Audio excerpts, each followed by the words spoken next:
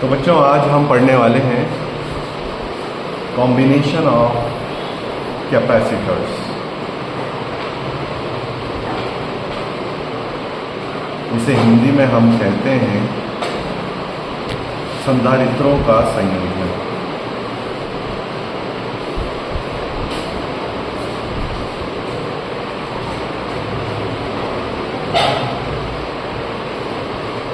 अब ये जो अपने पास टॉपिक है संधारित्रों का संयोजन, ये दो प्रकार का होता है। एक होता है सीरीज, एक होता है पैरेलल। यानी हिंदी में कहें तो श्रेणी क्रम, समांतर। हम संधारित्रों का संयोजन करते क्यों हैं? अच्छा, संधारित्रों का संयोजन होता क्या है? आसान भाषा में अगर हम समझें तो दो या दो से अधिक संधारित्रों को आपस में संयोजित करना। इंग्लिश में कहें जॉइनिंग टू और मोर कैपेसिटर्स टुगेदर। अब इनकी जो कैपेसिटेंस है वो सेम भी हो सकते हैं, अलग भी हो सकते हैं, डजंट मैटर, उससे कोई फर्क नहीं पड़ रहा है। अच्छा, हम क्यों करेंगे भाई संयोजन? हम क्यों करना चाहते हैं? क्या वजह है करने की? तो हम करना चाहते हैं ताकि हमें मिले हाई कैपेसिटेंस, यानी कि उच्च धारिता, या फिर हमें मिले हाई वोल्टेज, यानी कि उच्च वोल्टता। अच्छा, दोनों एक साथ नहीं मिलेंगे, ध्यान रखिएगा, क्योंकि जो कैपेसिटेंस होता है, जो धारिता होती है, वो V के इन्वर्सली प्रोपोर्शनल होती है, वोल्टेज के व्युत्क्रमानुपाती होती है। तो अगर वोल्टेज ज़्यादा होगी तो कैपेसिटेंस कम हो जाएगा, और अगर कैपेसिटेंस ज़्यादा होगा तो वोल्टेज कम हो जाएगी। ठीक है, अब यहाँ पर देखिएगा, तो सबसे पहला हम यहाँ पर कर रहे हैं सीरीज कॉम्बिनेशन। सीरीज कॉम्बिनेशन यानी कि श्रेणी क्रम संयोजन। अब श्रेणी क्रम संयोजन, उसमें हमें कुछ इंपॉर्टेंट पॉइंट्स उस पर ध्यान देना है। अगर दो या दो से ज़्यादा कैपेसिटर्स इस तरह से जुड़े हुए हैं कि पहले कैपेसिटर की दूसरी प्लेट दूसरे की पहली प्लेट से, दूसरे की दूसरी प्लेट तीसरे की पहली प्लेट से, और तीसरे की दूसरी प्लेट चौथे से, ऐसे कनेक्ट हो जाएगा। तो अभी जो पहला कैपेसिटर है उसका कैपेसिटेंस C1 है, दूसरे कैपेसिटेंस C2 है, तीसरे का C3 है, यानी कि धारिता C1, C2, C3। तो यहाँ पर जो पहला वाला कैपेसिटर है उसकी पहली प्लेट खाली होगी, और जो आखिरी वाला है उसकी आखिरी प्लेट खाली होगी, जिससे हम बैटरी से या सोर्स ऑफ EMF से, यानी कि जो अपने पास विद्युत वाहक बल का स्रोत है, उससे हम जोड़ देंगे। ये है वो कंडीशन जब ये आवेशित नहीं है। अगर ये आवेशित होता है, चार्ज होता है, तो इस तरीके से आपको समझना है कि एक प्लेट का माइनस दूसरे का प्लस, फिर दूसरे का माइनस तीसरे का प्लस, और ऐसे जोड़ेंगे।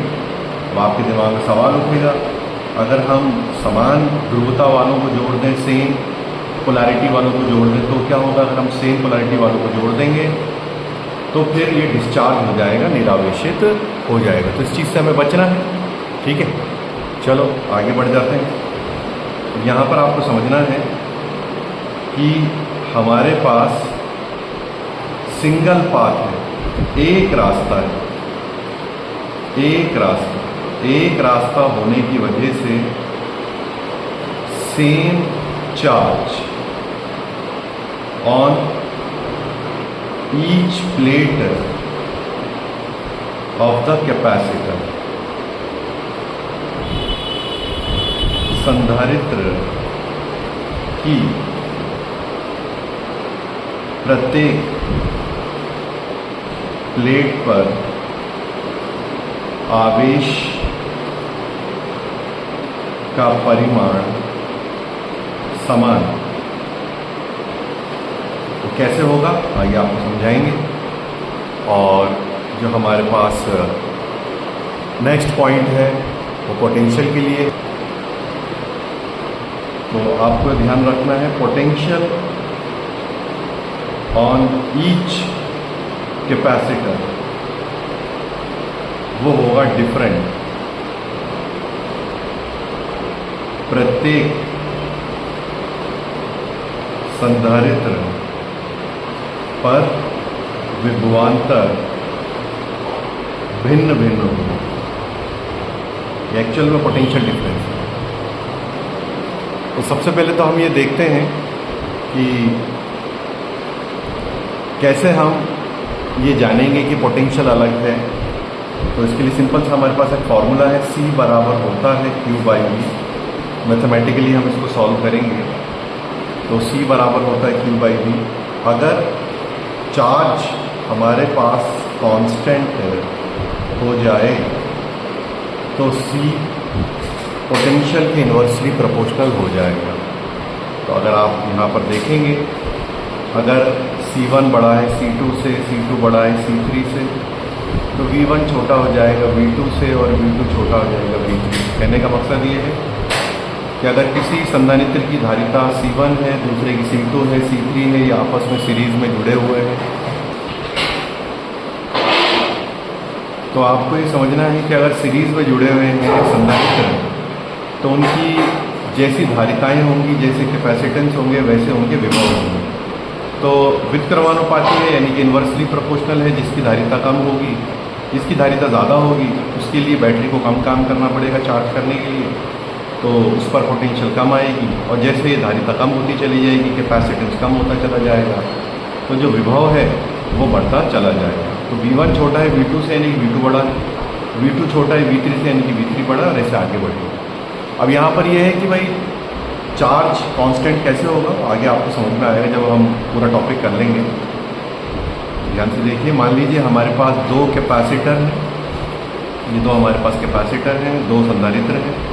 एक की धारिता C1 है, एक की धारिता C2 है, यानी एक का कैपेसिटेंस C1 है, एक का कैपेसिटेंस C2 है। दोनों को सीरीज में जोड़ दिया। ये देखकर ही समझ में आ गया। फिर मैंने आपको जब ये बताया था तो इस वाले पोर्शन में हमने देखा कि ये डायग्राम देखिए भी आपको समझ में आ गया। अब इस कॉम्बिनेशन को हमने बैटरी से जोड़ दिया,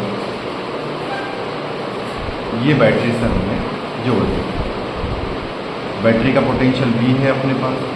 अब बैटरी क्या करेगी, C1 से इलेक्ट्रॉन को लेगी और C2 को इलेक्ट्रॉन को देगी। तो बैटरी जितने इलेक्ट्रॉन देती है उतने ही इलेक्ट्रॉन लेती है, बराबर का काम चलता है। और यहाँ पर एक प्लस आ गया तो यहाँ पर एक माइनस आ गया। अब क्या होगा, ये प्लस आ गया तो प्रेरण द्वारा आवेशन के कारण, चार्जिंग बाय इंडक्शन के कारण सामने वाली प्लेट पर नेगेटिव आएगा, और ये जो बाहर वाली प्लेट का जो बाहर वाला हिस्सा है यहाँ पॉजिटिव आएगा। फिर यहाँ नेगेटिव है तो चार्जिंग बाय इंडक्शन यानी प्रेरण द्वारा आवेशन के कारण यहाँ प्लस आएगा, और यहाँ माइनस आएगा। अब ये बाहर वाले हिस्से जो हैं वो किससे जुड़े हुए हैं, तार से।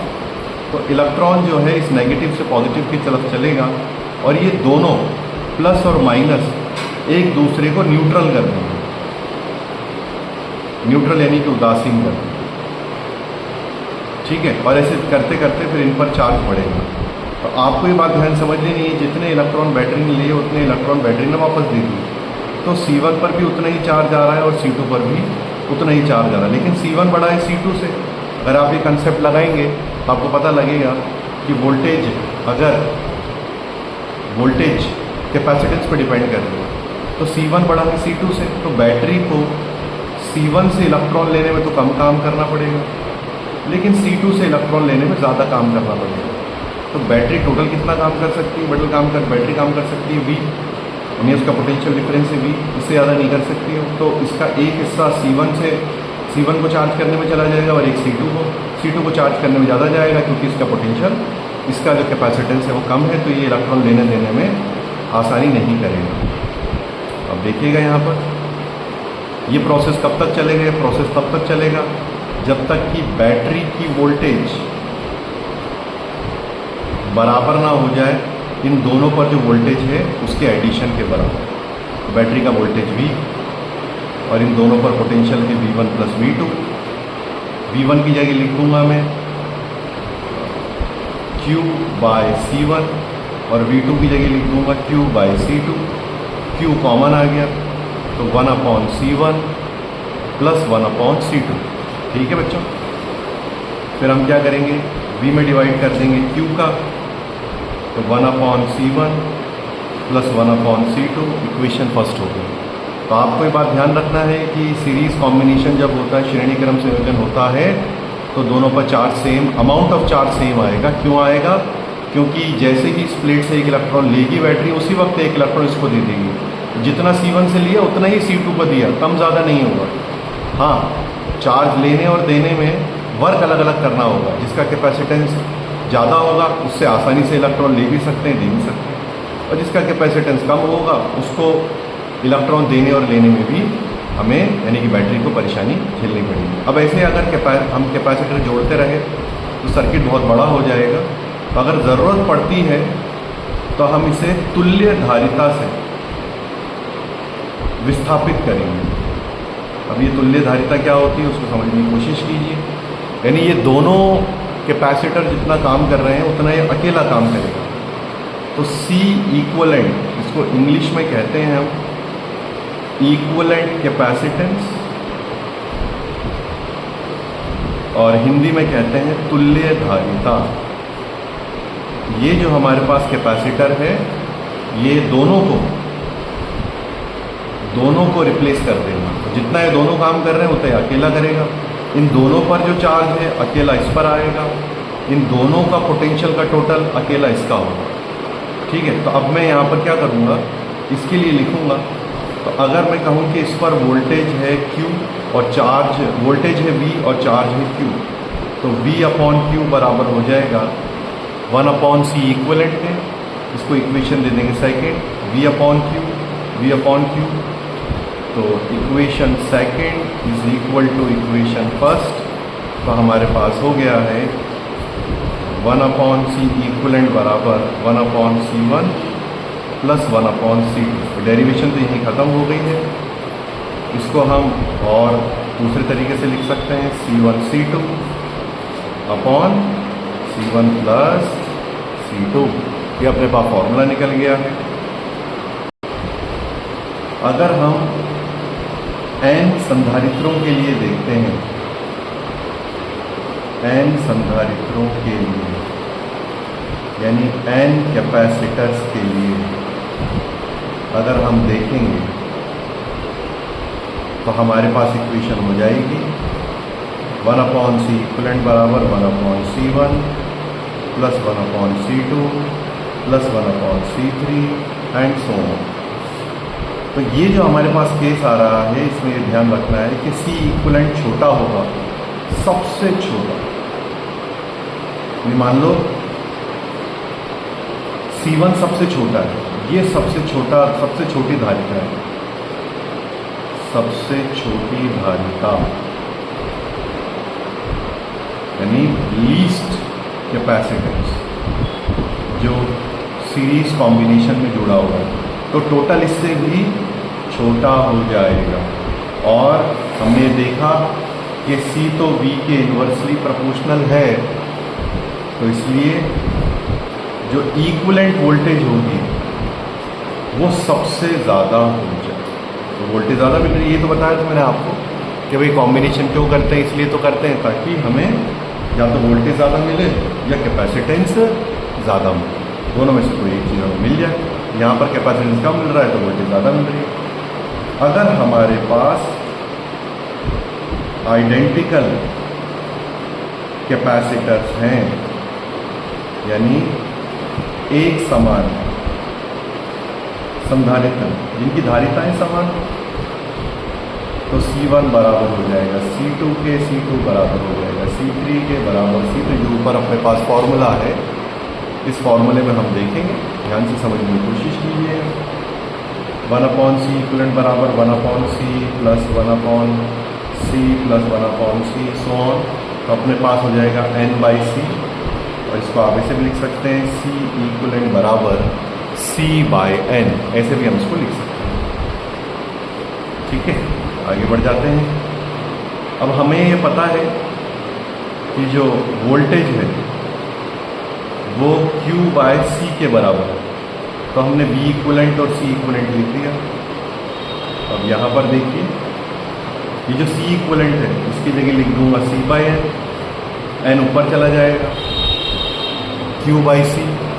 तो हमारे पास वोल्टेज के लिए फॉर्मूला आ जाएगा n इंटू V। अब इन पे न्यूमेरिकल्स वगैरह करेंगे जब पैरेलल वाला हमारे पास कंप्लीट हो जाए।